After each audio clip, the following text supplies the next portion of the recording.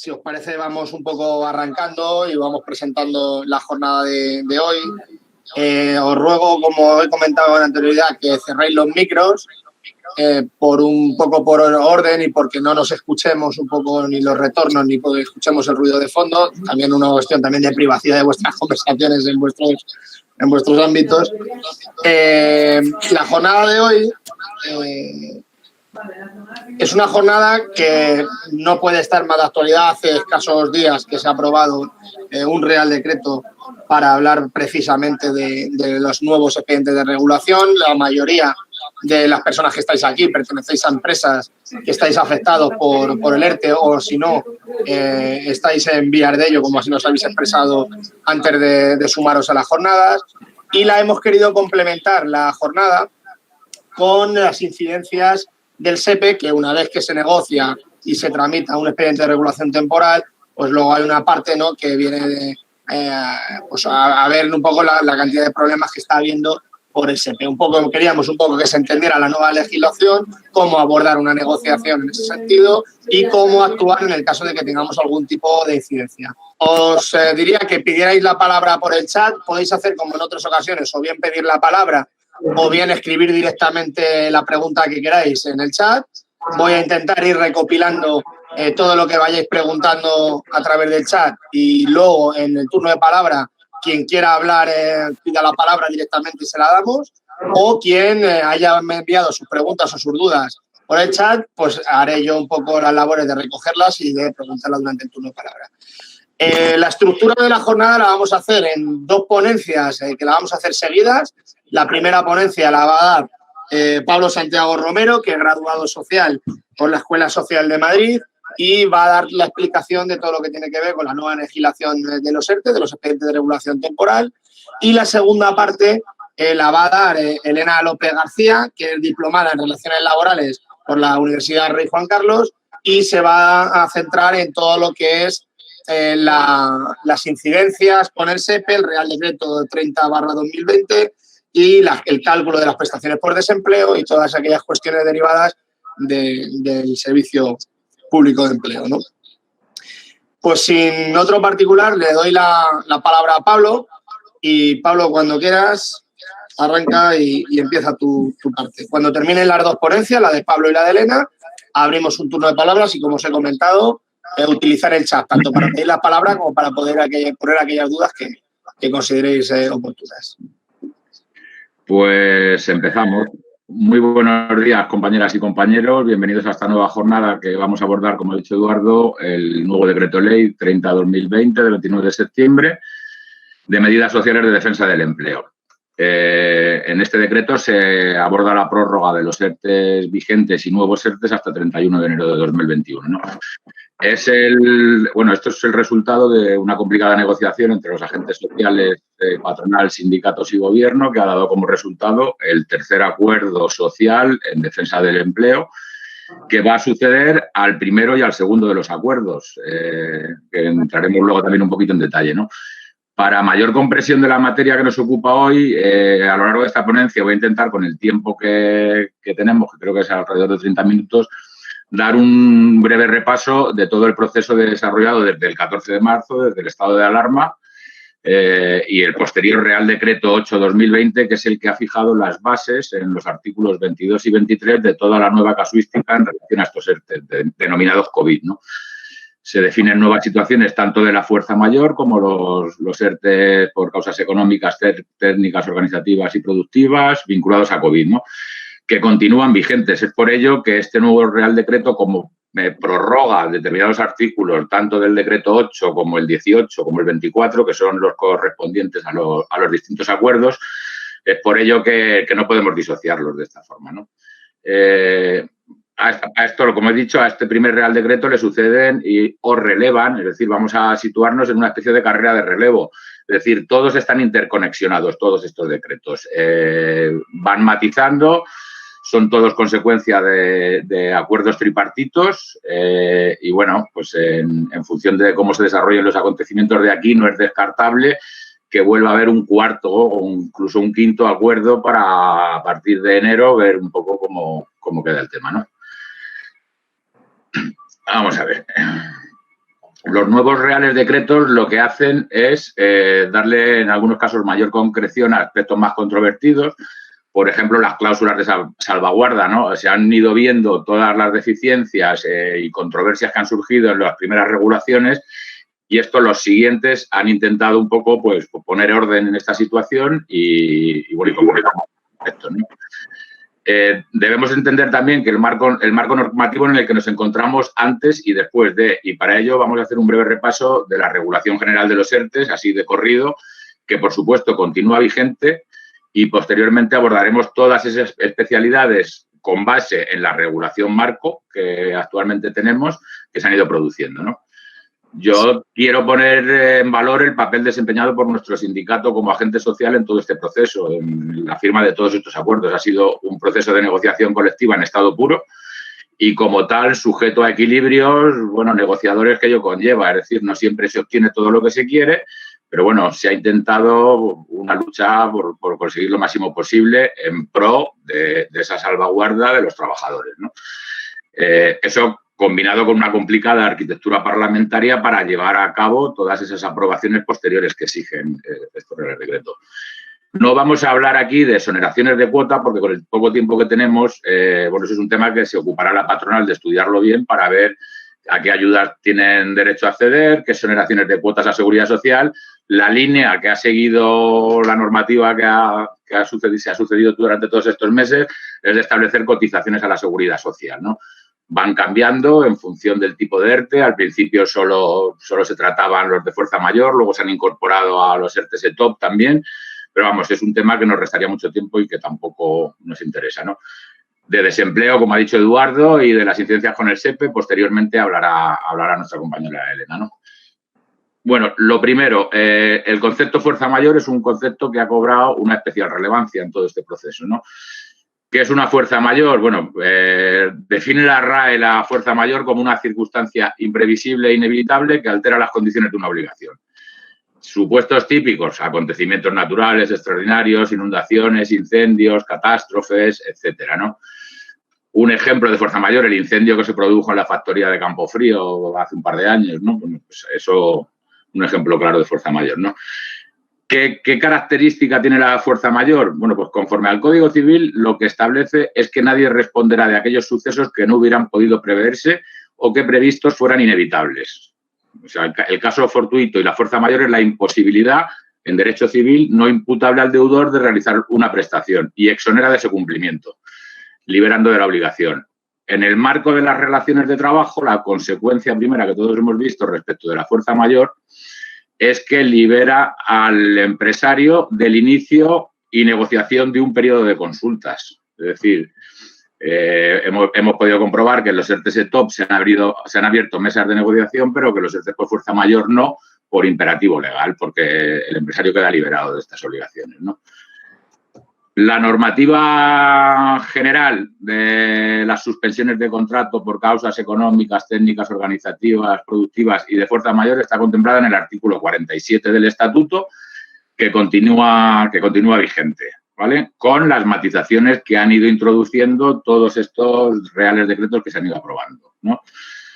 La suspensión del contrato está en el 47.1, se entiende suspendido el contrato por estas causas y se regula el procedimiento, ¿no? que se determinará reglamentariamente. Aquí estoy haciendo alusiones a un reglamento que luego también concretaremos para que tengáis conocimiento de ello, ¿no?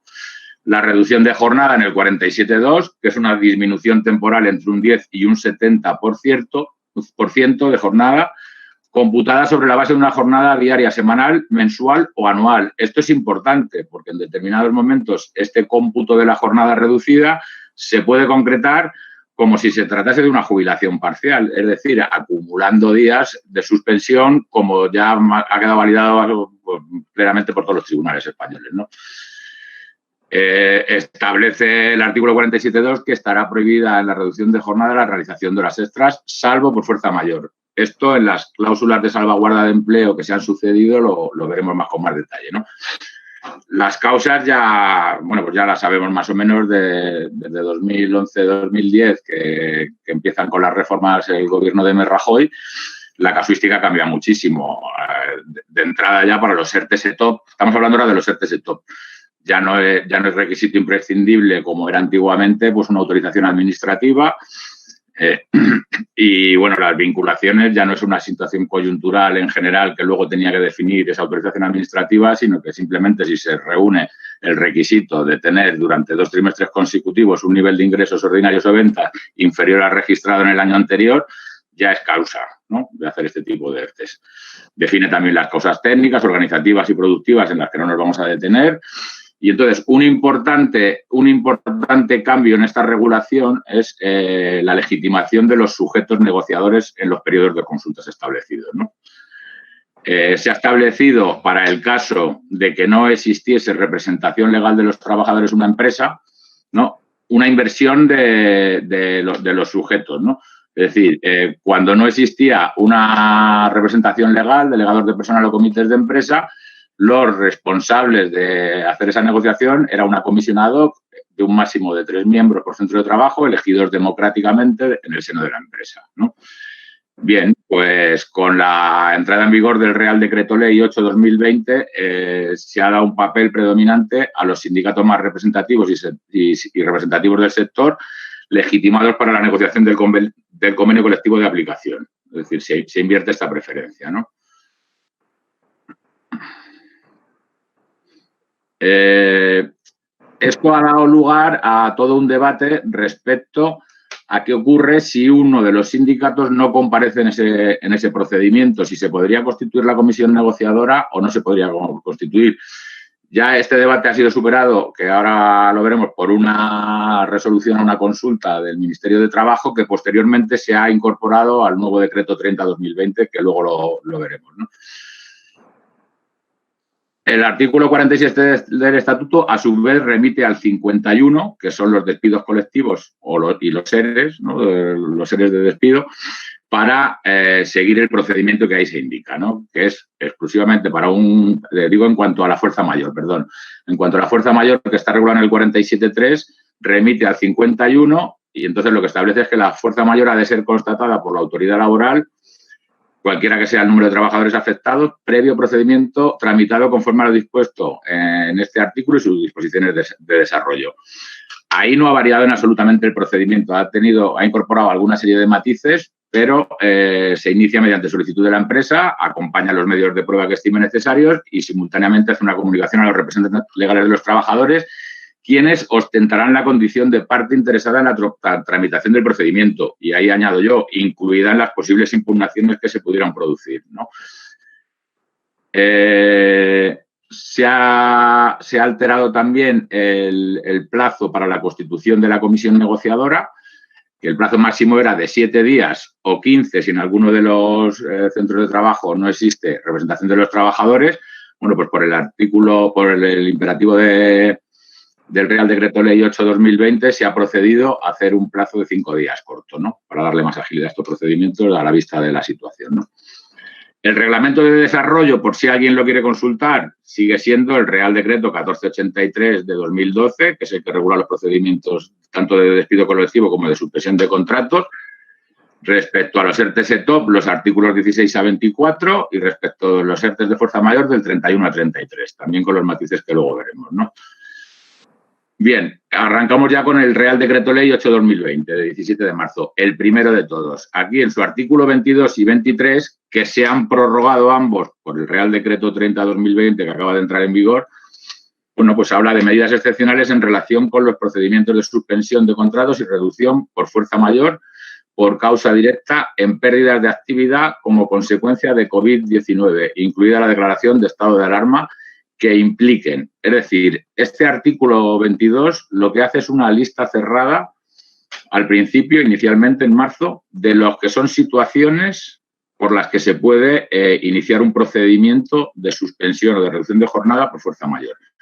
Esta lista cerrada es cuando, por una normativa legal de cualquier tipo, el estado de alarma en este caso, se ha procedido a la suspensión o cancelación de actividades. Cierre temporal de locales de afluencia pública. Restricciones en el transporte público y en general de la movilidad de las personas y mercancías. Falta de suministros que impidan gravemente continuar con el desarrollo ordinario de la actividad. Y situaciones urgentes y extraordinarias debido al contagio de la plantilla. o adopción de medidas de aislamiento preventivo decretadas por la autoridad sanitaria que queden debidamente acreditados. Es decir, todos esos casos en los que haya un contagio masivo dentro de una empresa por COVID, también se podría recurrir a un ERTE por fuerza mayor. Bien. Especialidades que ha introducido este artículo. Bueno, pues la presentación y la solicitud de informe relativo a la vinculación de la pérdida de actividad como consecuencia del COVID y documentación acreditativa. Es decir, la empresa tiene que demostrar fehacientemente que esto está sucediendo, ¿no? Y que está en esa lista cerrada de situaciones que permiten solicitar un ERTE por fuerza mayor. Deberá comunicar su solicitud tanto a las personas trabajadoras como a la representación de estas y trasladarles los informes y la documentación acreditativa que presenta ante la autoridad laboral.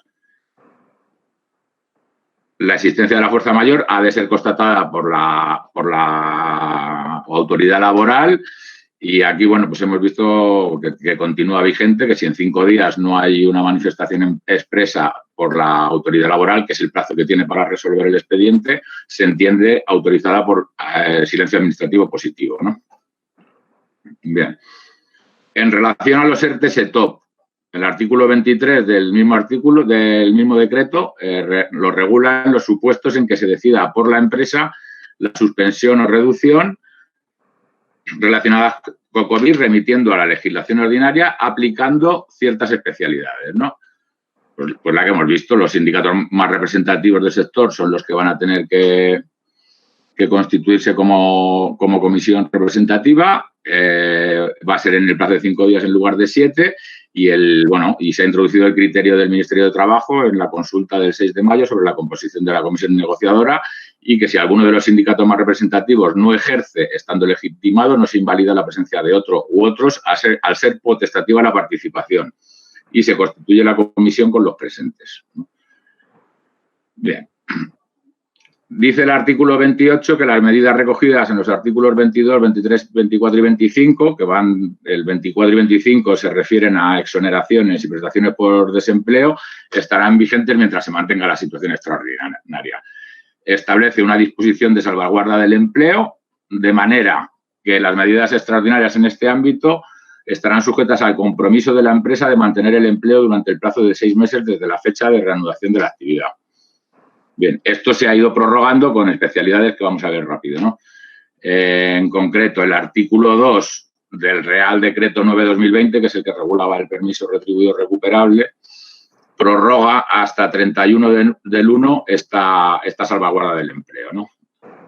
Diciendo que no se podrá despedir por causas ETOP ni FM y que no se podrán entender como justificativos de la extinción del contrato de trabajo ni del despido. Aquí tenemos un problema. El redactado de la norma no establece una consecuencia, es decir, no manda a la nulidad o a la improcedencia, con lo cual nos hemos encontrado que tenemos sentencias contradictorias. El Juzgado de lo Social número 3 de Sabadell, en sentencia de 6 de julio de 2020, ha declarado la nulidad del despido por fraude de ley. Sin embargo, el Juzgado de lo Social 26 de Barcelona lo que ha indicado es que se trata de un despido improcedente por falta de causa. Esto, desde luego, no es un tema no resuelto y no concretado en el actual decreto 30/2020, como sí se han concretado otros aspectos, ¿no? Bien. Todos estos, bueno, inicialmente todo ha estado prácticamente vinculado al estado de alarma. En los decretos de estado de alarma se han establecido claramente todas esas actividades en lista cerrada que tenían que cerrarse o limitarse, etcétera. Pero claro, el artículo 23, el que habla de los ETOP, habla también de causas vinculadas a la COVID-19, ¿no? Como ha habido unas interpretaciones dispares también al respecto por la autoridad laboral, de manera que en algunos casos, sin estar incluidos en esa lista cerrada, han entendido que sí se podrían reunir los requisitos. Bueno, hay un importante taller de vehículos que inicialmente presentó un ERTE por fuerza mayor. Nosotros, siguiendo a rajatabla la lista cerrada que había en el 22, entendíamos que no, pero bueno, al final ha habido un encaje por la autoridad laboral haciéndolo depender de las restricciones en el transporte que a su vez han derivado en la imposibilidad de que los clientes pudieran llevar sus coches a reparar a los talleres y entonces, sin estar tan claro que pudiera ser un expediente de fuerza mayor, la autoridad laboral lo haga por bueno por esta situación, ¿no?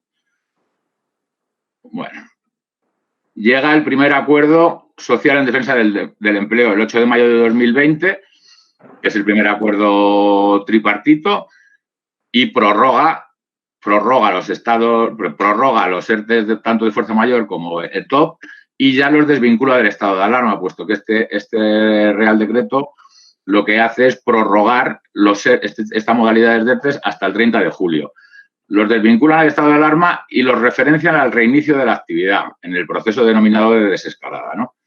Se establece un nuevo tipo de ERTE de fuerza mayor parcial hasta el 30 de junio, que es la posibilidad de ir reincorporando de forma progresiva para el reinicio de la actividad, incluso en forma de reducción de jornada. Es decir, trasladar un ERTE de jornada completa a un ERTE de jornada parcial para determinadas personas, ¿no?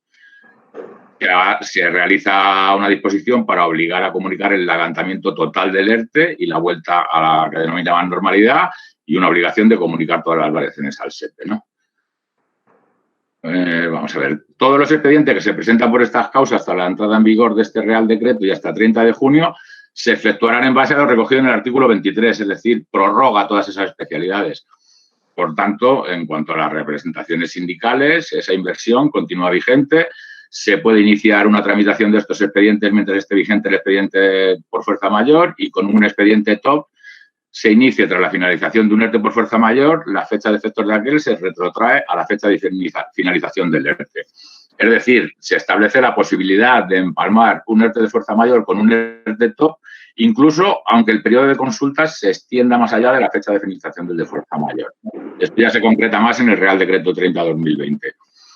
Se vuelve a mantener la cláusula de mantenimiento del empleo y se establece la fecha desde que empieza a contar el plazo de esta cláusula, que es la reanudación de la actividad. Es decir, los periodos de 6 meses de obligación de prohibición de no despedir, a medida que las empresas van entrando a acogerse a los nuevos ERTEs prorrogados o reconvertidos a ETOP, se empieza el contador de cero en esas cláusulas de prohibición de no despido. Esto sucede a lo largo de todos ellos, ¿no?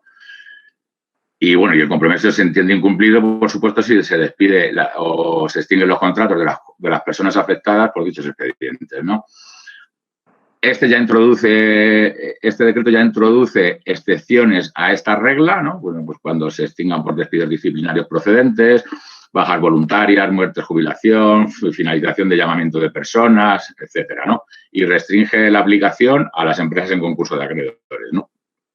Las consecuencias de estos incumplimientos serían el reintegro de las exoneraciones de cuotas y los recargos de intereses correspondientes, ¿no? Introduce cláusulas por las que se limitan a empresas o entidades que tengan su domicilio fiscal en territorios calificados como paraísos fiscales de acceder a este tipo de ERTE, ¿no? Y aquellas empresas que utilicen recursos públicos destinados a los mismos no podrán proceder a reparto de dividendos durante el ejercicio en aplicación del ERTE, excepto si devuelven todas esas exoneraciones, ¿no?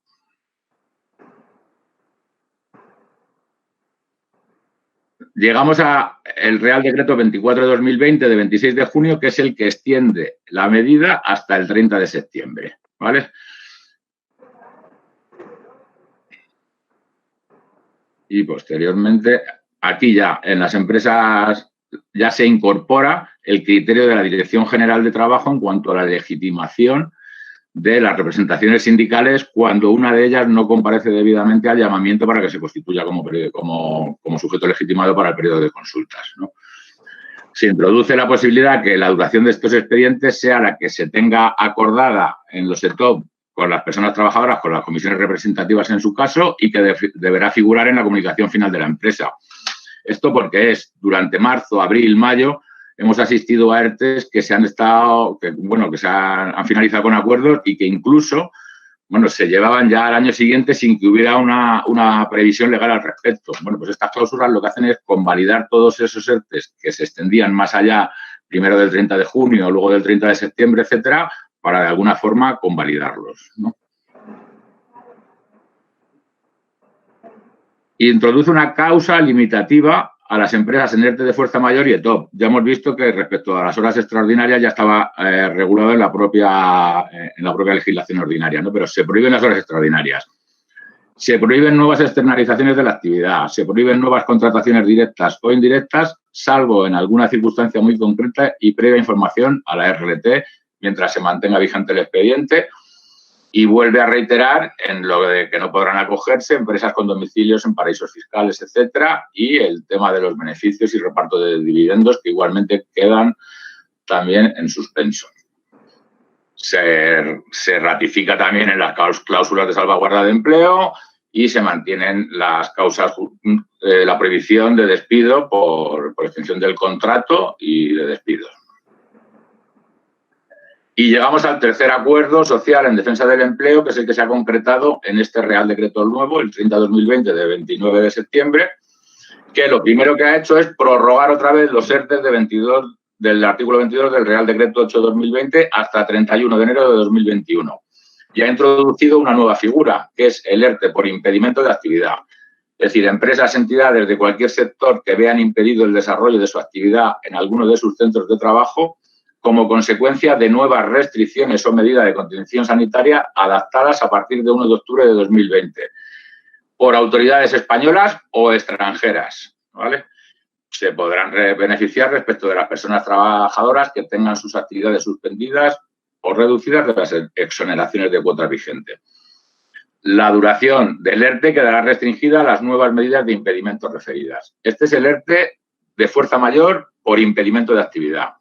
Introduce también el ERTE, fuerza mayor por limitaciones de actividad, que son aquellas empresas de cualquier sector o actividad que vean limitado el desarrollo normalizado de su actividad a consecuencia de decisiones o medidas adoptadas por las autoridades españolas. Ya no habla de las autoridades extranjeras, habla de las autoridades españolas. Es un matiz que, bueno, que lo dejo ahí. Y también a partir de 1 de octubre podrán acogerse las exoneraciones de cuotas. Queda igualmente restringido a la de las nuevas medidas e impedimentos referidas, ¿no? El ERTE TOP se vuelve a hacer esa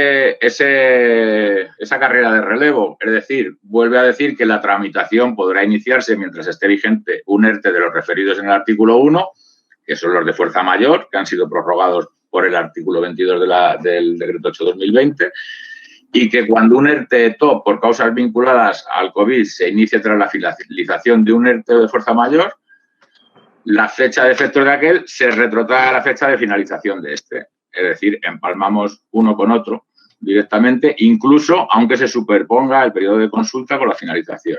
En este sentido, establece que la fecha de entrada en vigor seguirá siendo aplicable en los términos previstos de la comunicación final de la empresa y hasta el término referido en la misma. Es decir, vuelve a replicar lo del acuerdo de prórroga hasta 30 de septiembre. Cabe la prórroga en los términos previstos en este apartado siempre que se alcance un acuerdo para ello en el periodo de consultas. Es decir, establece también la posibilidad de constituir un nuevo periodo de consultas para establecer prórrogas a los ERTE que finalicen a partir de 1 de octubre. Periodo de consultas que deberá ser tramitado conforme el procedimiento ordinario ante la autoridad laboral, de acuerdo con el procedimiento previsto en la normativa ordinaria y las especialidades del Real Decreto Ley 8/2020 de 17 de marzo. Vuelve otra vez al límite relacionado con el reparto de dividendos y transferencia fiscal, con las mismas causas que el Real Decreto anterior y los anteriores, sedes en paraísos fiscales, repartos de dividendos. También podrán autorizados, según lo dispuesto en el artículo 2 de esta norma, los ERTEs FM ilimitativos resultarán aplicables también para estas limitaciones de reparto de dividendos, transparencia fiscal, etcétera. Y se vuelve a incidir en la salvaguarda del empleo, pues eso, con las penalizaciones establecidas en todos los anteriores Real Decretos. Digamos que lo que son sustituciones parciales. La normativa, el bloque normativo continúa siendo el del 8/2020, mejorado, aclarados determinados aspectos, etcétera, ¿no?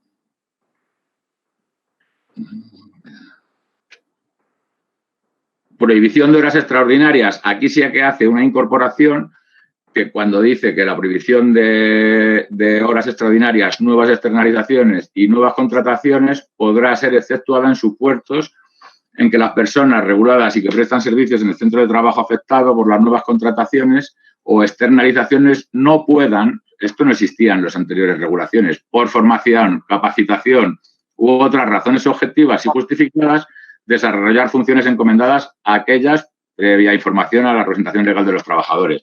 ¿Qué habíamos visto? Que se estaban haciendo horas extras. La batalla estaba en la inspección de trabajo. La inspección de trabajo te decía, está prohibido hacer horas extras, requería a las empresas. Esto la patronal lo ha puesto encima de la mesa de negociación y al final se ha matizado. Es decir, si hay oficiales de primera en el ERTE exclusivamente, los administrativos sí que van a poder hacer horas extras. Si quiero contratar a un director de recursos humanos y solo hay oficiales administrativos en el ERTE, puedo contratar a un director de recursos humanos y puedo realizar una externalización de servicios a través de subcontratas cuando no tenga yo el personal adecuado para que haga ese trabajo. Esta es una matización importante que se ha introducido aquí. Se constituye una comisión tripartita de seguimiento constituida por sindicatos, las patronales y el gobierno para hacer seguimiento y propuestas en relación a toda esta normativa nueva. Y, por último, este Real Decreto lo que ha hecho es, bueno, declarar una cláusula de formación de las personas afectadas por expediente de regulación de empleo temporal, que también es novedosa. En ese sentido, lo que se va a proponer es, se propone considerarlo como el colectivo prioritario para el acceso a la formación y se va a dar un plazo de 3 meses para hacer una adecuación normativa en este sentido, para ver en qué se concreta eso. Y yo poco más, espero haberme ajustado al tiempo y que esas cosas ya hayáis enterado un poquito de todo esto. Muchas gracias. Muchas gracias a ti, Pablo. De tiempo, perfecto. Sí que ha habido unas cuantas preguntas que ahora un poco te las voy a intentar compilar, pero vamos a darle la palabra primero a Elena para un poco acumular el turno de palabra luego todo junto y voy alternando uno y otro. Elena. Buenos días a todas y a todos. Muchas gracias por estar aquí. Voy a intentar ser breve y intentar aclarar muchos conceptos y dudas que me está reclamando la gente, sobre todo en las consultas que estamos pasando. Entonces, he querido empezar un poco la jornada en esa línea, en intentar aclarar, intentar centrar, intentar que comprendáis cómo se calculan y se determinan determinadas cuestiones con el desempleo, enfocándonos al desempleo. Para eso he dividido un poco esta charla en tres focos importantes. Primero, la situación actual, los cambios que ha habido y cómo nos centramos actualmente en materia de desempleo. Una segunda parte que es cómo se calcula la prestación de desempleo y en qué cosas nos tenemos que estar un poco más pendientes que en otras, porque son los problemas que están surgiendo principalmente. Y una tercera parte que es cómo podemos actuar frente a los problemas que están surgiendo dentro de nuestras empresas para ayudar a nuestros compañeros y compañeras. Entonces, es un poco la línea de la charlita que tengo medio preparada, ¿vale? Cualquier duda o consulta, pues a través del chat, como ha dicho Eduardo, y luego la mostramos. Entonces, a ver si puedo hacer esto. Esperadme un momentito.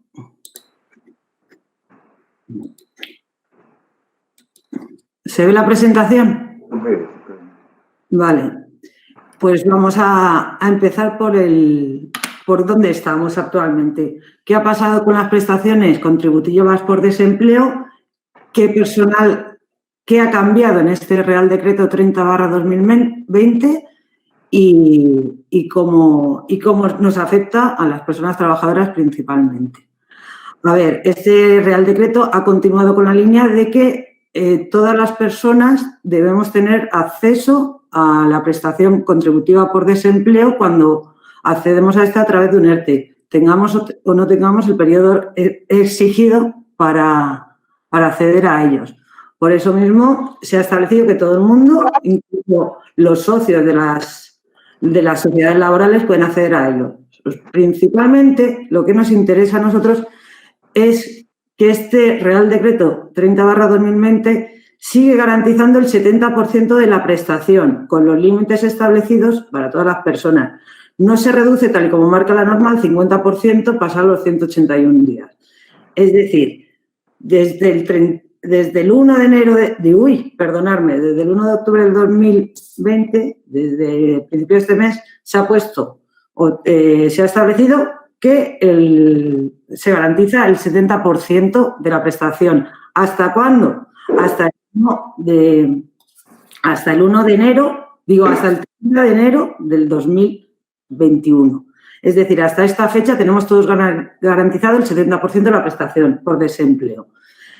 ¿Qué es el contador a cero? El contador a cero, bueno, supongo que todos lo sabréis, es que cuando estamos en un ERTE vamos gastando la prestación por desempleo que nosotros tenemos derecho. Bueno, este Real Decreto ha establecido que todo el desempleo consumido hasta 30 de septiembre se da como no consumido, se vuelve a poner el contador a cero y a partir del 1 de noviembre de este año la situación cambia.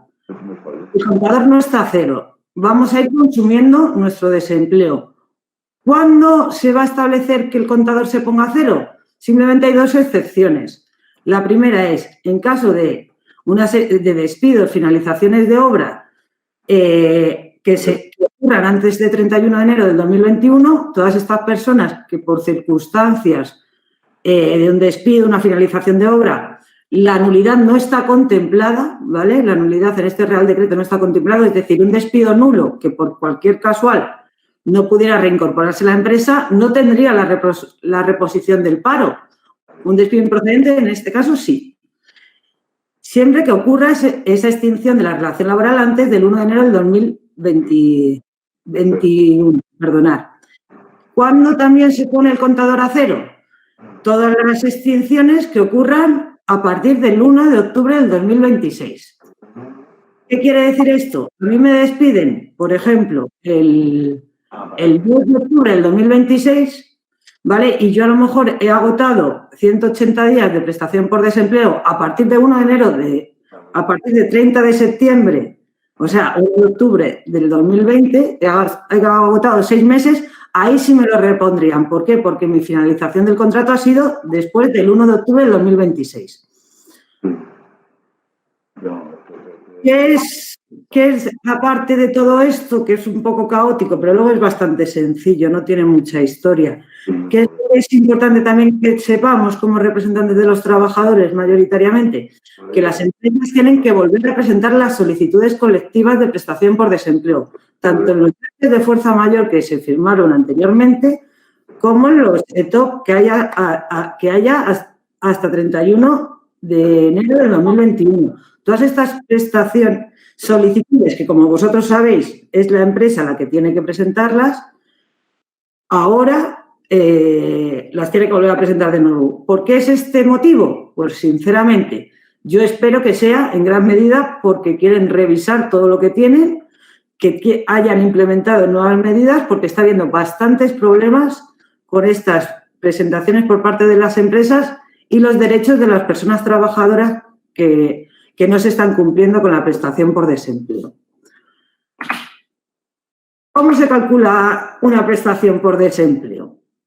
A ver, para calcular una prestación por desempleo, lo primero que tenemos que establecer es cuál es la base reguladora de una prestación por desempleo y qué porcentajes y en qué cuantía lo cobramos. La base reguladora es la que se utiliza para aplicar el porcentaje, el 70% en los 180 primeros días y el 50% en los días restantes. La base reguladora de la prestación se calcula utilizando la cotización que hemos tenido los trabajadores y trabajadoras en los 180 últimos días de nuestro trabajo, la cotización por contingencias profesionales, restándole las horas extraordinarias, es decir, la misma cotización que contingencias comunes. Ahí se establece un sumatorio de los 180 últimos días, ¿vale? Se saca la media de este sumatorio y se le aplica el 70%. Este sería la prestación por desempleo. Luego hay que tener en cuenta que esta prestación por desempleo tiene unos topes, tanto máximos como mínimos. Es decir, una persona que tiene una prestación, una base reguladora, el 70% de su base reguladora, es superior al 175% del IPREM, ¿vale? Que son 1098,09, y no sin tener hijos a cargo, él cobrará los 1098,09 porque no tiene hijos a cargo y no puede cobrar más del paro máximo, es el tope establecido. He realizado un par de ejemplos, ¿vale?, para que veamos un poco esta circunstancia. Por ejemplo, una persona que no tiene hijos y cobra una base reguladora de 66,66 euros al día. Los primeros 180 días, los días del 70%, estará topado al paro máximo. Cobrará los 36,06, que es lo mismo que los 1.098,09. Es pasados al día. ¿Qué pasa si el paro bajara al 50%? Que ya hemos visto que hasta enero no va a bajar. ¿Qué pasaría de cobrar 36,06 a cobrar 33,33? Tendrá una bajada importante. ¿Qué pasaría con una persona que está topada? Que está topada tanto en el 70 como en el 50. Es decir, su base reguladora diaria es superior en el 70% y en el 50% al paro máximo. Pues siempre estaría cobrando el paro máximo. Es decir, a esta persona no le afecta el 70% de los 180 primeros días ni el 50% de los días restantes. ¿Vale? ¿Qué pasa con una persona que no llega a los topes? Como podéis comprobar, en el tercer caso, la minoración que sufre es brutal. Es decir, ya tiene una minoración importante en un primer punto y una minoración muy importante a partir del día 181. Por esto es importante intentar mantener el 70% de la prestación. ¿Vale? Hay una incidencia muy recurrente en la asesoría jurídica y es el tema de cuando una persona está en reducción de jornada por guardia legal, por cuidado familiar, por las situaciones de reducción protegidas un poco legalmente. ¿Qué es lo que marca la Ley General de la Seguridad Social en estos casos? Que para calcular la base reguladora de estas personas, primero hay que elevar su cotización al 100%. Es decir, si yo trabajo un 50% de la jornada, para calcular mi base reguladora me tienes que pasar lo que yo cotizo al 100%. Y luego las cuantías máximas y mínimas se calculan como si yo trabajara a jornada completa. ¿Por qué? Para proteger un poco estas reducciones en base a la conciliación y en base a determinadas circunstancias que se dan. Poniendo ejemplos. Por ejemplo, un trabajador sin hijos que tiene que cuidar a su padre y tiene un 20% de reducción de jornada, ¿vale? Aunque él cotice por 53,32 euros, su base reguladora para calcular la prestación por desempleo debe elevarse al 100%, es decir, a 66,66 y cobrar en función de esos 66,66 euros día. Lo mismo ocurriría en el segundo caso. Este caso lo he querido poner porque es bastante curioso. Por ejemplo, un trabajador, ¿vale?, que tiene una reducción del 50%. Hay que elevarlo al 100%. Si observáis, este trabajador puede llegar a cobrar más en la prestación por desempleo cuando está prestando servicios en la empresa. ¿Por qué? Por esa elevación, ¿vale? Son colectivos que están protegidos y hay que seguir protegiéndoles. ¿Qué está pasando con el desempleo? Con el desempleo están pasando multitud de cosas, desde que no nos atienden hasta que no nos solucionan, hasta que no sabemos ni siquiera por qué no estoy cobrando o por qué he dejado de cobrar o por qué no están bien puestos mis hijos o por qué me ponen, bueno, todo lo que os podáis imaginar. Está pasando muchísimas cosas en el desempleo. Entonces, nosotros tenemos que intentar ayudar a nuestros compañeros. Hay tres situaciones importantes a tener en cuenta a la hora de saber cómo proceder y cómo actuar. Cuando se solicita una prestación por desempleo, que ahora quien la solicita es la empresa en nuestro nombre, el desempleo, el SEPE, siempre tiene que emitir una resolución a la persona que se solicita, bien estimándola o desestimándola y diciéndolo y estableciendo el qué cobra y por qué lo cobra. Bueno, pues habitualmente estas resoluciones de prestación por desempleo no están llegando a los trabajadores. ¿Por qué? No sé si es un tema de que el SEPE directamente ni las está emitiendo o es un tema que hay en correos. Realmente no lo sé. pero no están llegando. ¿Qué pasa si nosotros detectamos que nuestros compañeros o compañeras no están cobrando bien la prestación por desempleo? Pues aquí lo primero que tenemos que comentarle al compañero es que solicite, cada uno además lo suyo, los datos que la empresa ha presentado en nuestro nombre para poder comprobar que esté todo correctamente. Una vez realizado esto, lo que hay que hacer es una reclamación previa al SEPE. ¿Para qué? Para intentar solucionar de una manera rápida y ágil, dentro de lo que se pueda, la situación que están viviendo los compañeros. Y si no, por lo menos, tener encauzado ya el procedimiento para que no pierdan un derecho que tienen reconocido. Esto, la forma de actuar sería igual si han recibido una resolución, si los compañeros hemos recibido una resolución, pero esta resolución viene sin una certificación, es decir, no nos lo ha traído el cartero con correo certificado o no lo hemos descargado a internet sin usar un certificado electrónico que acredite que somos nosotros mismos los que hemos recibido esta notificación. El procedimiento sería exactamente el mismo. ¿Cuál es el tercer caso? Que es el caso que es un poco más excepcional. Si existe constancia de esta notificación, es decir, nos lo hemos descargado con nuestro certificado o ha venido el señor cartero y nos lo ha traído con el acuse de recibo. A partir de aquí abrimos un plazo de 30 días por si no estamos de acuerdo con la resolución, porque no nos han metido bien los hijos, porque no nos han calculado bien nuestras bases reguladoras, porque los periodos que dice que yo estoy suspendido no coinciden con los que realmente he estado suspendido. Aquí tenemos que actuar y actuar de una manera más o menos rápida, porque tenemos 30 días desde que recibimos esta resolución para actuar. Esperad. No sé qué ha pasado. ¿Me veis? Perdonad, ya. Básicamente esta es un poco la línea en la que tenemos que seguir, la línea en la que tenemos que trabajar. Como delegados tenemos que intentar, yo sé que no sois asesores, pero tener una serie de conocimientos básicos para poder ayudar a los compañeros y compañeras que lo están pasando un poco mal porque el SEPE no les da salida, el SEPE no está solucionando nada. Espero que todo eso se esté intentando mejorar porque de verdad que es una situación que la gente, bueno, lo sabréis vosotros igual que yo, está pasándolo bastante mal.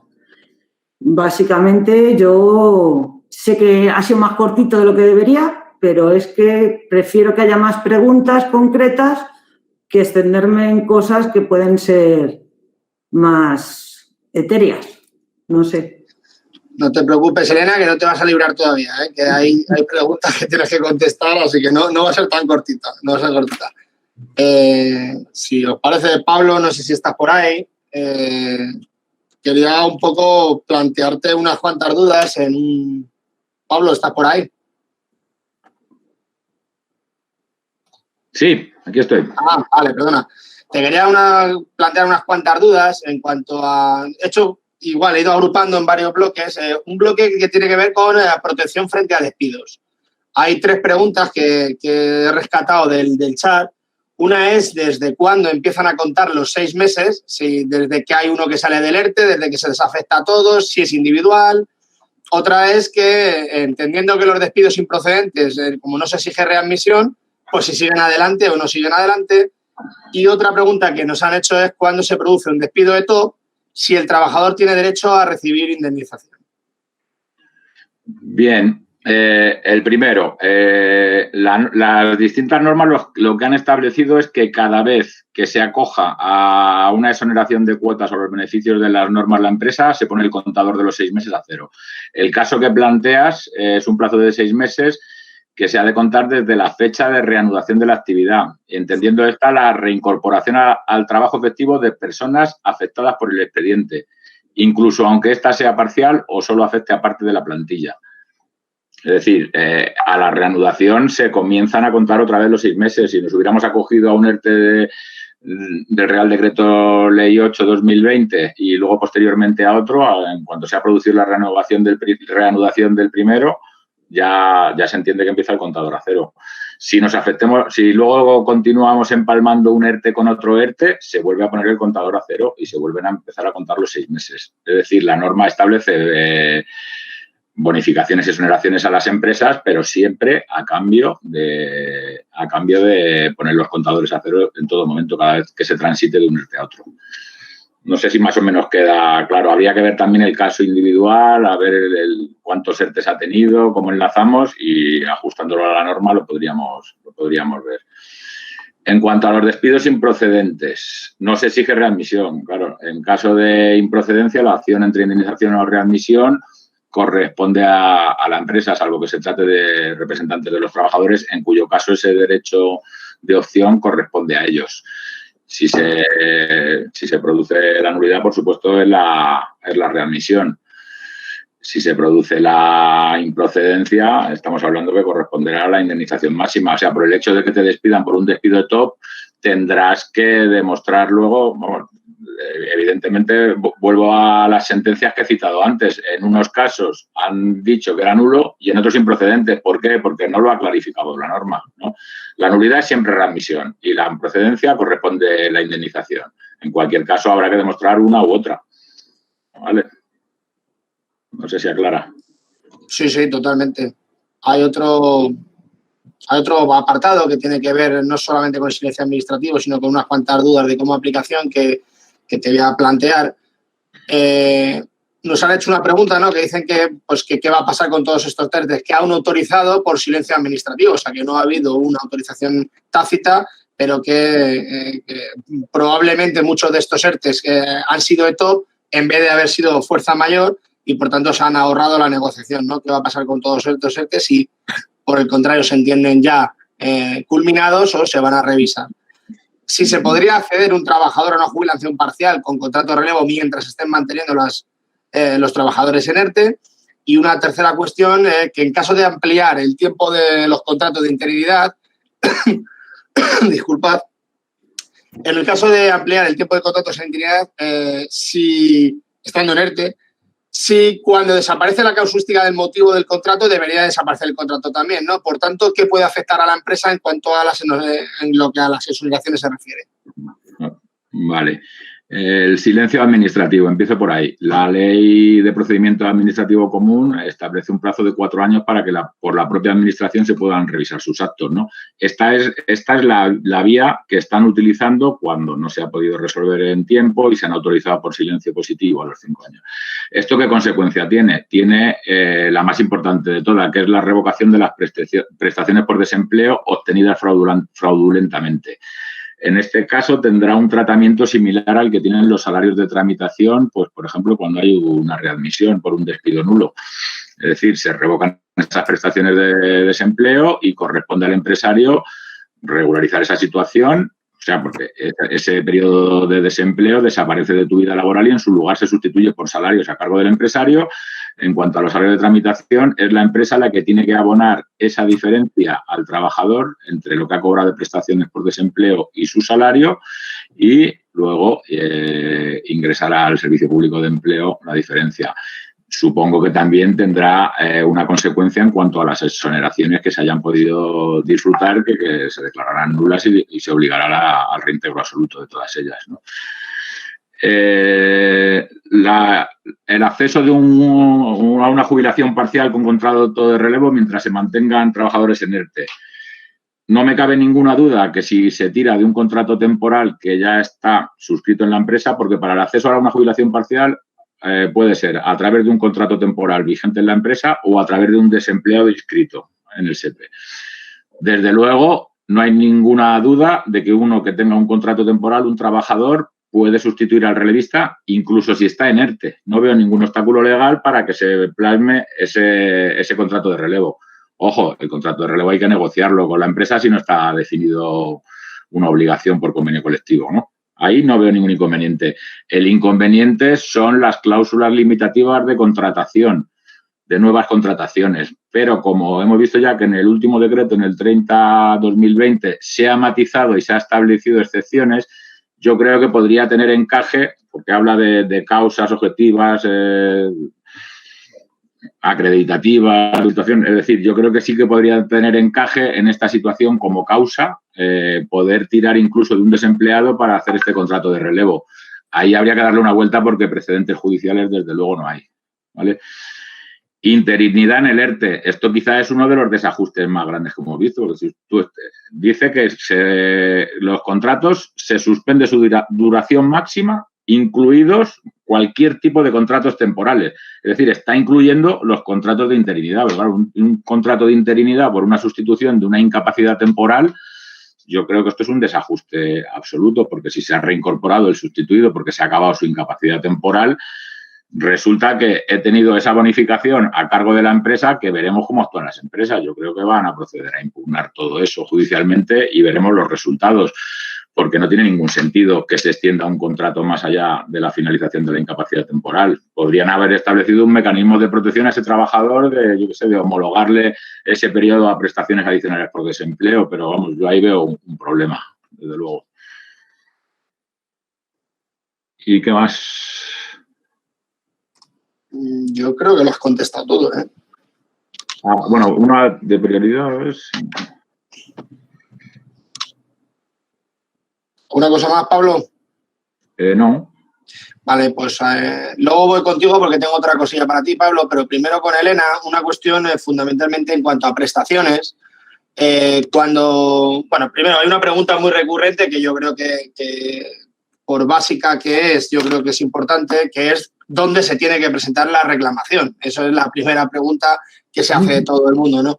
Pero vamos, hay más preguntas como cuando te envían a un ERTE, estando en un ERTE, tienes hijos, te tienen que sacar del ERTE para darte la baja de maternidad o paternidad, o sea, ambas prestaciones pueden convivir. Tenemos compañeros que en una empresa, ¿no?, que no han cobrado del SEPE los meses de abril y mayo. Y el SEPE les dice que la empresa no ha presentado la documentación y la empresa dice que sí. ¿Como comité pueden hacer algo? ¿Pueden solicitar la información que se ha presentado al SEPE por la empresa para confirmar lo que dice la empresa? En otra empresa, en Vision Lab, tienen un ERTE de top hasta el 31 de diciembre, con diferentes fechas de desafectación. Van desde mayo hasta diciembre. La prolongación hasta el 31 de enero del 2021 les afectaría y si es así, sí sería para todos los empleados, aunque ya estén desafectados. Y la última en este bloque, decirte que hay otra empresa que está afectada por un ERTE de top de reducción de jornada. Y hasta agosto se les comunicaban los datos la empresa al SEPE, pero no les han comunicado desde agosto y el SEPE pide que lo comuniquen por días sueltos como si se tratase de un ERTE de suspensión. ¿Este cambio de criterio en el SEPE es cierto? ¿Hay un cambio de criterio? A ver, pues empiezo por la más básica. Las reclamaciones en materia de... hay que presentarlas ante el SEPE. El problema que tenemos aquí es que inician un procedimiento. Es decir, cuando nosotros presentamos una reclamación previa al SEPE y el SEPE no nos contesta en los plazos establecidos, que viene siendo actualmente bastante habitual que no conteste, abre otro plazo y es que si no estamos, como no nos ha contestado, el silencio administrativo se considera negativo a nuestra resolución, a nuestra reclamación y hay que emprender la vía jurídica. ¿Qué significa esto?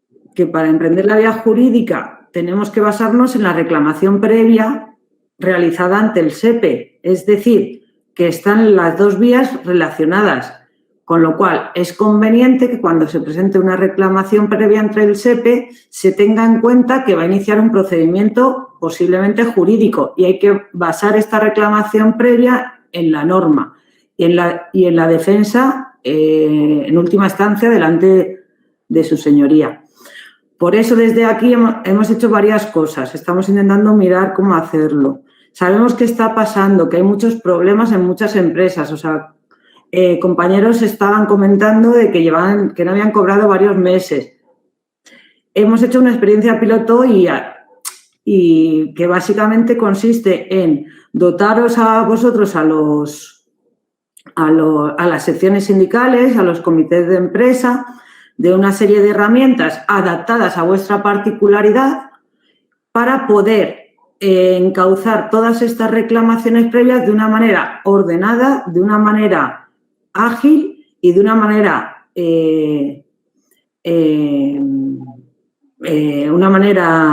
lícita para continuarlo con la reclamación jurídica en caso de ser necesario a través de los servicios jurídicos del sindicato. Para eso, claro, tenemos un problema y lo hemos estado meditando. El que es afiliado no tiene ningún problema, lo tiene todo. Es afiliado, pues no tiene que pagar honorarios. Problema principal, en muchas empresas no todo el mundo está afiliado y estas personas siguen teniendo el mismo problema. Entonces, desde comisiones, a través, pues, desde el sindicato, desde la Federación de Industria, pues se ha establecido que cuando ocurra estas circunstancias, que el responsable, Eduardo, es un poco el que va a ser el eje que va a ir pilotando todas estas distintas situaciones, se va a establecer que quien quiera hacer la reclamación previa, se va a hacer una tarifa un poco especial para el no afiliado. ¿Cuál va a ser esta tarifa? Pues el abono de una consulta en asesoría jurídica y el compromiso de afiliación durante al menos un año o mientras dure el expediente jurídico. Con eso que estamos intentando conseguir, pues que dar cobertura a todas estas personas que lo están pasando mal y, aparte de eso, crear más masa afiliativa que nos viene bien tanto a los representantes como a las secciones sindicales para tener más fuerza a la hora de negociar con nuestras empresas. Entonces, quiero que sepáis también esto, que se está trabajando en ella, que hay distintas maneras de operar, que tenemos que coordinarnos vosotros con la federación, con la asesoría jurídica, pero que hay caminos, se han hecho pruebas en empresas y parece que ha funcionado bastante bien. Ahora, con respecto a algo que os ha sorprendido, a partir del 30 de septiembre, todo lo consumido antes se pone a cero, no hemos consumido desempleo, pero a partir del 1 de octubre sí consumimos desempleo. Las personas que estamos en ERTE estamos consumiendo nuestro desempleo. ¿Cuándo nos van a reponer el contador a cero? Solo en dos circunstancias. Si nos despiden antes del 1 de enero del 2022 o si nos despiden después del 1 de noviembre del 2026. Excepto en esos casos, y a no ser que salga otra norma, con lo que hay actualmente consumimos desempleo. ¿Vale? No me acuerdo más de preguntas, Edu. No sé si me puedes decir un poco por dónde voy. Yo creo que las has contestado todas, ¿no? Vale. A ver, lo de Vision Lab, no sé si lo has contestado, de que va desde mayo la prolongación, si les afectaría, sí. Claro. Y sí, las has contestado. A ver, hay dos bloques más de preguntas. Antes de entrar a daros la palabra, una a un bloque para Pablo y otro para Elena, Óscar preguntaba que dónde pueden encontrar esas herramientas. Esas herramientas es una hoja de Excel con un programa que además vinculado a una inscripción de datos que hemos realizado desde la Federación. Es una herramienta que no va a estar al servicio de todo el mundo porque es una herramienta que forma parte, por así decirlo, de una delegación del trabajo de la Federación, con lo cual se le va a dar a aquellos comités de empresas o secciones sindicales que tengan capacidad de hacerlo, porque al final es delegar la gestión de la recopilación de datos de todas las personas que tengan discrepancias con el SEPE para que luego desde la Federación se hagan las reclamaciones previas pertinentes, con lo cual aquellas secciones sindicales o aquellos comités de empresa que estéis interesados y que tengáis capacidad de hacerlo, solicitárnoslo directamente a la Federación y os explicamos cómo es, porque hay que hacer una breve explicación, ¿vale? Entonces os hacemos la explicación de cómo es y lo hacéis para que podáis gestionarlo en vuestros ámbitos. Hay una reflexión que sí que me gustaría hacer con el tema que ha hecho Elena de los honorarios y linkado al inicio de la exposición de Pablo en cuanto a la cobertura que hemos dado desde el sindicato. Yo creo que ya está explicado, pero no por ello voy a dejar de matizarlo. Este sindicato, y digo este sindicato porque no lo ha hecho otro sindicato, ha hecho un esfuerzo inmenso por atender a todos y cada uno de los ERTEs que nos han llegado, por pequeñas que hayan sido las empresas. Estamos hablando de empresas que no tenían representación, empresas que no tenían delegados y delegadas ni comité de empresa. En muchas de ellas ni siquiera había afiliación y hemos atendido los ERTEs de todos y de todas. Esto lo hemos hecho primero porque tenemos una responsabilidad con la clase trabajadora y lo hemos hecho porque la Constitución nos otorga esta representación.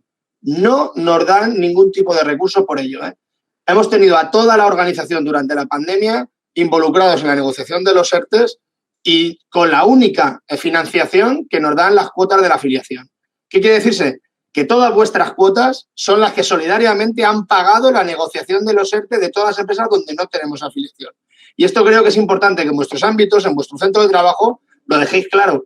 Porque es importante, sobre todo por los mantras, ¿no?, de la extrema derecha, de que los sindicatos estamos financiados y que nos pagan poco más o menos, que estamos obligados a dar cobertura gratuita y universal a todo el mundo, porque así no lo pagan. Pues es un mantra, no es cierto, y este sindicato se subvenciona con la afiliación y las cuotas de todos los afiliados que estamos aquí, con lo cual todos solidariamente estamos sufragando esa circunstancia.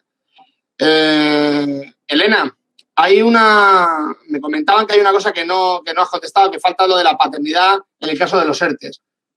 Si quieres lo contesto yo directamente.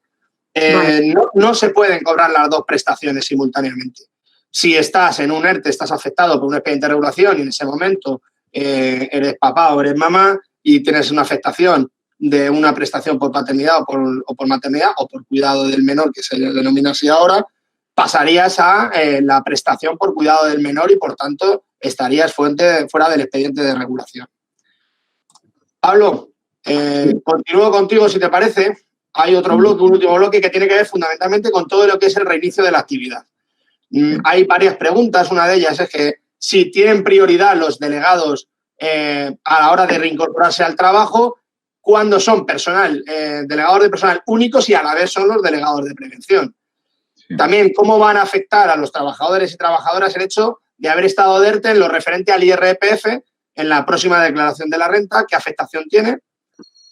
Otra cuestión que me plantean o que nos plantean es los ERTE-SETOP a consecuencia de la COVID, que no tienen exoneración por gastos sociales, al no tener que perder nada a las empresas, no tendrían una pérdida alguna al despedir antes de los 6 meses. Y la última es los ERTE-SETOP, sí se respetan los 6 meses también en los ERTE-SETOP. Vale. No sé si me has cogido todas, Pablo. Sí, las tengo. A ver, la primera, prioridad para reincorporarnos al trabajo. Hombre, la ley establece una clara prioridad de permanencia de los representantes de los trabajadores en caso de ERTE, salvo que se afecte, por ejemplo, a todos los del mismo grupo, que se vayan todos al trabajo. Entiendo que si se empiezan a reincorporar trabajadores del mismo grupo profesional, pues tienen que reincorporarse en primer término representantes de los trabajadores y delegados de prevención, porque si no estamos colisionando con la Ley Orgánica de Libertad Sindical. Es decir, que es una ley que, en fin, que no sé, entiendo que deberían reincorporarse. Otra cosa es que las empresas hagan una interpretación abusiva e intenten no reincorporarlos. Yo creo que ahí se podrían iniciar incluso demandas de tutela, denuncias inmediatas a la Inspección de Trabajo, etcétera. Porque aunque no se contempla expresamente la reincorporación de los delegados de prevención y representantes de los trabajadores, sí que hay una colisión constitucional incluso, ¿vale? Para curarnos en salud, pues si hay periodos de consulta y es un ERE-TOP, lo mejor es plantear esta circunstancia para no tener luego estas controversias ni tener que judicializar el asunto, ¿no? Pero yo entiendo que sí. ERTE y IRPF. Claro, dada la situación de gestión de las prestaciones por desempleo, pues hombre, ha sido muy complicado comunicar al SEPE la posibilidad de que te incrementen tus retenciones de IRPF. Esto de que si trabajas en 2 sitios, 3, te funde luego Hacienda, tiene parte de fábula. Es decir, yo pago lo mismo por 30.000 euros en 1, 2 o 3 pagadores. ¿Qué pasa si no comunico yo al SEPE que me incremente mi IRPF? Pues que evidentemente no me está reteniendo nada. Que a lo mejor lo comunico en la pandemia y no me habrían hecho ni caso, probablemente porque estaban con otras prioridades. Pero claro, por 30.000 se paga lo mismo. Entonces, yo lo que tengo que hacer es cuando salgo y me voy a, por ejemplo, a un pago directo de una mutua o me voy a unas prestaciones por desempleo, lo primero que tengo que hacer es comunicar al SEPE haciendo una estimación de cuánto me va a salir a pagar. Bueno, pues cuánto incremento mi porcentaje de IRPF. En cualquier caso, la solución también es fácil. Acuérdate de guardar un poco de dinero para cuando hagas la declaración de la renta del año pasado, porque lo que no has pagado ahora lo pagas el año que viene. hay gente que prefiere esto, es decir, ya me guardo yo mi dinero y ya lo regularizaré con Hacienda, incluso en 2 plazos, en el de junio y de noviembre, ¿no? A ver, los ERTE top, a consecuencia de no tienen exoneración de gastos sociales al no perder nada las empresas. Sí, evidentemente, si no se han acogido a ninguna de las exoneraciones que, por ejemplo, no existían en el Real Decreto inicial de 8/2020, no había exoneraciones para los ERTE top, que estaban reservadas solo para los de fuerza mayor. En ese caso, pues habrán podido despedir cuando hayan querido y no tendrían que devolver nada, ¿vale? Ahora ya sí que se han extendido. En este nuevo Real Decreto se han extendido a los ERTE top también las exoneraciones, y en anteriores creo que también, con lo cual, evidentemente, tendrán que devolverlas todas, ¿no? A ver, se respetan los 6 meses... No entiendo la última, que los ERTE top, si se respetan los 6 meses también, evidentemente, si se han acogido a bonificaciones con la nueva regulación, tendrán que cumplir con los 6 meses. Es más, añade aquí el nuevo decreto, dice que las empresas que, conforme a lo previsto en esta norma, reciban exoneraciones de cuotas, quedarán comprometidas en base a la aplicación de dichas medidas a un nuevo periodo de 6 meses de salvaguarda de empleo. No obstante, si la empresa afectada por un compromiso de mantenimiento del empleo previamente adquirido en virtud de los preceptos anteriores, el inicio previsto de este apartado se producirá cuando aquel haya terminado. Es decir, si yo vengo de un ERTE de cualquier tipo y lo enlazo con otro y previamente había adquirido un compromiso de 6 meses, son acumulativos, porque me he acogido a 2, porque he hecho 2 ERTEs. Entonces, una vez que se acabe ese periodo, que puede ir a lo mejor hasta noviembre o diciembre, pues a partir de diciembre se enlaza con un nuevo periodo de mantenimiento del empleo de otros 6 meses, que podemos plantarnos hasta el verano a lo mejor. Yo creo que ya, ¿no? No hay más. Vale. Elena, te hago un último bloque. Sí. Comentaban un poco que si la persona que entre, yo creo que está contestada, pero por matizarlo, la persona que entre en el ERTE a partir de noviembre, si consume paro o no, yo creo que la explicación que has dado antes ya lo contesta. Si en un ERTE top que va desde junio a octubre, si significa que en octubre se te cuenta estos días ya como consumidos. Una persona que ha estado en ERTE y le han desafectado y se lo han seguido pagando en el paro, ¿se sabe cómo y cuándo le pedirán la devolución? Hay trabajadores que llegan al salario mínimo con sus comisiones, perdona. Esto se revisa esto es una pregunta. Que si le pueden enviar al ERTE con bases por debajo del convenio cuando tienen complementos. No es bueno que se revisan en el mes de diciembre. Y si se puede revisar esto de alguna forma como delegados. La pregunta de Vision Lab que te comentaba un poco, que tienen diferentes fechas de afectación, si la prolongación les afectaría y si es así, porque esa no ha quedado contestada antes. Vale. A ver, todo lo consumido antes del 30 de septiembre se repone. Después del 30 de septiembre, es decir, a partir del 1 de octubre, se repone solo en 2 circunstancias. Bien, si nos despiden por causas objetivas, si nuestro despido se declara improcedente o si es una finalización de obra. Ahí se repone. Esto tiene que ocurrir antes del 1 de enero del 2022. Todos los demás casos no se repone desempleo. ¿Cuándo se vuelve a reponer otra vez desempleo? Para todas las prestaciones que se produzcan a partir del 1 de octubre del 2026. Es decir, en el caso concreto que están hablando los compañeros, hasta septiembre repondrían, después de septiembre no. El afectado en octubre, que le despiden por ejemplo, que le despiden en febrero del 2022, no va a haber vista su reposición por desempleo. Es decir, el desempleo que le quede será descontando lo consumido por el ERTE, a no ser que cambie la regulación. Hablamos de lo que hay a fecha actual, ¿vale? Yo no sé si esto va a cambiar en un futuro o no va a cambiar, pero a fecha actual sí consume, ¿vale? Había otra pregunta que he detectado por allí, que no me la has vuelto a hacer también, y era el tema de la reducción de jornada y qué está haciendo el SEPE ahora, porque antes lo hacía de una manera y ahora lo está haciendo de otra, ¿vale? El SEPE ahora lo que ha dicho es que las empresas tienen que presentar cuando estamos en reducción de jornada de una manera un poco especial, y es convertir esa reducción de jornada a días completos, ¿vale? Y presentar esos días completos en relación a la reducción de jornada como si estuviéramos en tiempo completo. Es decir, yo estoy en un 50% de jornada y trabajo 22 días, pues el SEPE tiene que presentar 11 días de consumo de desempleo, ¿vale? ¿Cuándo lo presenta? A mes vencido. Por eso muchas veces hemos visto que hay un mes, que ha sido principalmente el mes de julio, que lo hemos cobrado en septiembre, a principios de septiembre. ¿Por qué? Porque a partir de ese momento es cuando van presentando al mes vencido por orden del SEPE. Espérate que se me ha ido esto. El tema del salario mínimo garantizado que establecía, que preguntaba un compañero, aquí hay que ver un poco cómo lo presenta la empresa. Es decir, como delegados nosotros tenemos que conocer y tenemos que saber que ningún compañero puede cobrar primero por debajo de convenio. Claro que es nuestra función como delegados tener todo esto presente y conocer un poco lo que cobran los compañeros y lo que no cobran. Cuando tenemos un pago, por ejemplo, unas comisiones que las devengamos solamente en una fecha, ¿vale? La ley dice que si las hemos devengado durante todo el año, o sea, son unas comisiones que son de todo un año, como la paga extra, que son de 6 meses o un año, o una subida del convenio, hay que imputar a cada periodo lo que correspondería.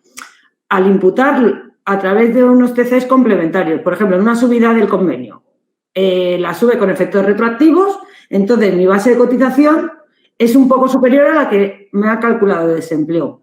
Habría que hacer una solicitud de regularización de cuotas, ¿vale? Para que todo eso se adaptara a la nueva cotización debida a esa actualización que ha habido. No sé si es a lo que se está refiriendo la compañera o el compañero cuando me está diciendo o preguntando esto. Sí, el tema de cuando hemos cobrado más desempleo del que nos corresponde, porque el SEPE no ha actualizado a tiempo y ha seguido pagándonos. Recibiremos que nadie se gaste ese dinero, todo el mundo sabe que lo está cobrando pero no le corresponde. La manera es que el SEPE va a enviar una cartita diciendo que has cobrado más desempleo del que te corresponde y tienes un plazo para devolverlo, ¿vale? Cuando recibamos esa carta, cuando la reciba el trabajador esa carta, si tiene claro que está bien hecho y se cuadra con sus cuentas, pues perfecto, pues que lo devuelva al SEPE. Normalmente yo siempre recomiendo que hay que comprobar estas cosas porque hay muchas veces que hay muchos fallos. Entonces, hasta que no recibamos esa resolución, esa carta, no tenemos forma de devolver el paro. Pedir cita es inviable, con lo cual hay que esperar a las notificaciones, no hay otra manera. No sé si se me queda algo, creo que no, ahora. Nos quedan 10 minutillos y voy a aprovechar para meter alguna pregunta que todavía no se ha contestado. En cualquier caso, ahora escribiré un texto de dónde tenéis que enviar a cualquier cuestión que tengáis que hacernos llegar que consideréis que no ha sido contestada, cualquier sugerencia que queráis hacernos de las jornadas, incluso cualquier petición de nueva jornada que consideréis que hay algún tema que tengamos que tratar, por ejemplo, el nuevo Real Decreto de igualdad que ha salido recientemente, pues evidentemente realizaremos una jornada para desarrollarlo porque tiene un impacto en vuestras empresas pues bastante considerable porque modifica todo lo que hasta ahora teníamos, con lo cual también lo desarrollaremos. Os pongo un texto ahora para que ese es el correo al que tendréis que escribir. Y Pablo, te hago unas últimas preguntas a ti y luego un par de ellas a Elena también y con esto concluiríamos ya un poco el turno de palabra. Una es que si te pueden incluir en un ERTE a un trabajador que está en periodo vacacional. Otra cuestión que he rescatado es si se puede implementar un ERTE con otras situaciones como flexibilidad inversa. Y en esta misma empresa, pues yo me imagino que cuando hablan de firmas, me imagino que se refieren a diferentes empresas dentro de una misma empresa, sino que pida la palabra a la compañera y lo explique. Nos preguntan que una empresa si puede solicitar el ERTE para distintas firmas del grupo, incluyendo a unas sí y a otras no, siendo todas firmas del mismo sector. Bien, a ver, La primera, que si me pueden incorporar a un ERTE estando en periodo vacacional. Pues yo entiendo que no. Yo ya he firmado un acuerdo, las vacaciones vienen contempladas en el artículo 38, exige acuerdo de las partes si yo tengo unas vacaciones solicitadas y autorizadas y estoy de vacaciones, incluso fuera de Madrid, pues hombre, incluirme en un ERTE mientras no se finalicen esas vacaciones, veo que puede tener algún impedimento legal, ¿no? Otra cosa es lo que haga la empresa, claro, si lo hace a lo bruto, pero claro, ya todas las posibilidades de ser notificado ya están alteradas. Yo a lo mejor no puedo ni siquiera ser notificado de esa situación. O sea, yo entiendo que primero va lo que hayas pactado y si estás disfrutando un periodo vacacional, hasta que no te reincorporen no podrían hacerlo. Habría causa de demanda, por supuesto, si lo hacen a las bravas. Implementar un ERTE con otras situaciones como flexibilidades inversas, etcétera, bueno, supongo que jornadas irregulares en un sentido o en otro. Esto sí, hay una previsión legal en el Estatuto de los Trabajadores, en el artículo 34, que establece que a falta de acuerdo en la negociación colectiva, bueno, pues la empresa puede disponer del 10% de las jornadas de trabajo para establecer una jornada irregular. Yo creo que podría tener encaje, establecerse siempre que respete esos límites. Los convenios colectivos e incluso acuerdos que podamos tener en el seno de la empresa también complementarían esta posibilidad. Si se ajusta a lo que dispone un convenio colectivo en cuanto a jornadas irregulares, pues yo entiendo que sí que se podría. Si no se ajusta, pues no. Solicitar ERTE para distintas firmas del grupo. No sé si son empresas con CIF distintos o es una misma firma, pues yo qué sé, con delegaciones, etcétera. En cualquier caso, se pueden hacer ERES y ERTES para grupos de empresa, pues cuando consolidan cuentas, ¿no? Estas empresas, habrá que ver si el ERTE es de fuerza mayor, si se ha iniciado como grupo de empresas, si se reúnen los requisitos, pues, bueno, no veo el inconveniente de unos y otros, ¿no? Habrá que ver los informes que haya presentado. Julia matiza que es una misma empresa, ¿eh? Es una misma empresa. Sí. O sea, por ejemplo, como puede ser una empresa que tenga stands en el Corte Inglés, que, pues hombre, a lo mejor imagínate que un determinado perfume de una firma que está en el Corte Inglés tiene impedimentos serios conforme al último Real Decreto para tener un abastecimiento, pues por una decisión administrativa que ha bloqueado en las aduanas, lo que sea, pero otra no. Pues hombre, habrá que estar a las circunstancias que haya en cada caso para ver.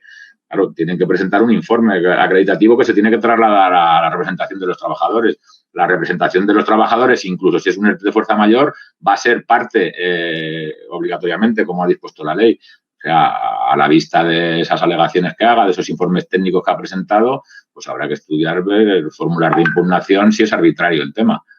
Pero vamos, habrá que estar a la casuística en concreto, yo creo. Muy bien, Pablo. Y concluimos contigo, Elena. A ver, tres cuestiones que nos llegan, una a través de foro y otras a través de YouTube, que es también donde estamos retransmitiendo un poco la jornada. Nos preguntan que si querían saber si el estado del ERTE, a ver, si has estado de ERTE unos meses y tu empresa te vuelve a meter otra vez en el ERTE, para el tema de las prestaciones, ¿se acumulan los meses o van por separado? Otra cuestión que plantean es que si has estado de ERTE 2 meses y regresas en julio al trabajo, el mes de julio, agosto y septiembre no han tenido ninguna retención del IRPF. ¿Que por qué, no? ¿Por qué se da esa situación? Hay compañeros de esta empresa que sí han tenido retenciones. Y la última tiene que ver con una baja médica, ¿no? Estando de baja médica, si te meten en un ERTE, al darte de alta después de varios meses, que sí hay derecho a disfrutar las vacaciones antes de que te metan en el ERTE. A ver, empiezo por la primera. Hay una única resolución. Es decir, todos los días que se consumen se van acumulando. Si no tenemos una como para tener 20, ¿vale? Es una prestación que vamos accediendo a ella en función de lo que se va presentando en los trabajos que vamos teniendo, con lo cual se acumulan, por así decirlo, todo se va acumulando en la misma bolsa. El tema de la retención. Aquí el IRPF es una cosa concreta de cada persona. Que unos compañeros tengan retenciones y otros no tienen tanto que ver como que trabajen en la misma empresa como su situación particular y lo que cada persona gana. El IRPF, la empresa está obligada a retener en función de lo que nos paga, ¿vale? Lo que marca la ley, lo mínimo que marca la ley. Si yo por el hecho de haber estado incluido en un ERTE y suspendido mi relación laboral durante un periodo, lo que me va a pagar la empresa no va a llegar al límite y no tengo, o lo que ya he abonado por los meses que no he estado en el ERTE, ya ha cubierto lo que tengo que abonar con relación a lo que me paga, es posible que no tenga retención, pero claro, eso no quiere decir que no vaya a tributar luego cuando haga la declaración de renta, porque habrá que sumar tanto lo que me ha pagado la empresa como lo que me ha pagado el desempleo. Es lo que estaba diciendo un poco Pablo. Al final, nosotros cuando tributamos por todo lo que ingresamos. Las empresas nos retienen por lo que nos pagan. A una persona que tiene hijos le retienen una cantidad distinta que a una persona que no los tiene, aunque cobren lo mismo. ¿Por qué? Porque hay diferentes situaciones que te hacen tributar de una manera distinta a otras. ¿Vale? El tema, no entiendo muy bien la pregunta, pero voy a ver si la contesto como está establecida en mi mente. De que si yo estoy de baja médica y luego hay un ERTE en mi empresa, si tengo derecho a disfrutar las vacaciones. Sí, claro. Las vacaciones, estar de baja no significa no las pierdes. Si yo durante el año que yo he generado las Entiendo vacaciones... que se refiere, Elena, si tiene derecho a disfrutar las vacaciones inmediatamente después de estar de baja. O sea, te dan el alta inmediatamente después. Me imagino que se referirá a unas vacaciones de años atrasados porque ha sido una baja de larga duración. Entiendo que se refiere a eso. Si es una baja de larga duración, habrá que estar un poco los convenios, pero vamos, normalmente regulan que una vez acabada una baja de larga duración se puede solicitar las vacaciones que tienes pendiente de disfrutar, ¿vale? Para continuar esa situación. Si son las vacaciones de este mismo año, habrá que llegar a un acuerdo con la empresa. Si por el ERTE tengo imposibilidad de disfrutar esas vacaciones, ¿vale?, que he generado porque he estado de baja y no he podido disfrutarlas como el resto de mis compañeros, la ley te deja, por imposibilidad de disfrute, aplazarlas, pero siempre y cuando no hayas podido disfrutarlas. No sé si más o menos yo creo que así se quedan las tres. Sí, hay una pregunta que nos hacen, que yo creo que tiene la misma respuesta que el caso del cuidado del menor, ¿no?, de la paternidad y la maternidad, que dice que qué pasaría si la causa de baja por enfermedad laboral está dentro de un ERTE parcial. Yo entiendo que igualmente no conviven dos prestaciones simultáneamente, con lo cual si estás de baja no puedes estar de ERTE, sea parcial o sea total, da igual, tienes una prestación por IT o no pueden convivir las dos, ¿no, Elena? Eso es. El contrato se suspende cuando estamos de ERTE y cuando estamos de IT. Si yo estoy de ERTE de reducción y tengo un accidente en mi empresa y ese accidente me impide ir a trabajar, se me suspende el contrato, con lo cual ya no se me puede suspender por la reducción del ERTE, no puedo tener una suspensión. No sé si más o menos aclara eso un poco. Sí. De hecho, si tuvieras un pago por prestación estando de baja, es un pago irregular que tendría que devolver. O sea, no se puede tener dos prestaciones en el mismo día por cuestiones totalmente distintas. Eso es. Pues hemos llegado un poco a la hora que nos habíamos previsto, de la 1:30. Agradeceros a los dos, tanto a Pablo como a Elena, las ponencias, que son bastante complicadas. Hay un montón de preguntas muy concretas que os animamos a que, si las tenéis, o nos hagáis llegar un correo o bien pidáis cita con la asesoría para resolverlas. Agradeceros a todos vuestra presencia. Esperamos que estéis bien, tanto vosotros como vosotras, como vuestros entornos. Y de verdad, o sea, esperemos que pase todo esto rápido, porque un sindicato sin el calor de la gente es descafeinado, es como una cerveza sin alcohol, ¿eh? Así que un saludo a todos.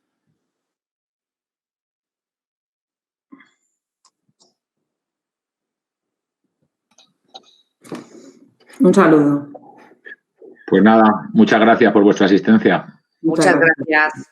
Un saludo a todos, buenos días. Un saludo. Muchas gracias, un saludo. Gracias, compañeros. Un abrazo. Un saludo. Gracias, compañeros. Muchas gracias, chicos. Gracias, un saludo. Hasta luego. Gracias, chicos. Un saludo, muchas gracias.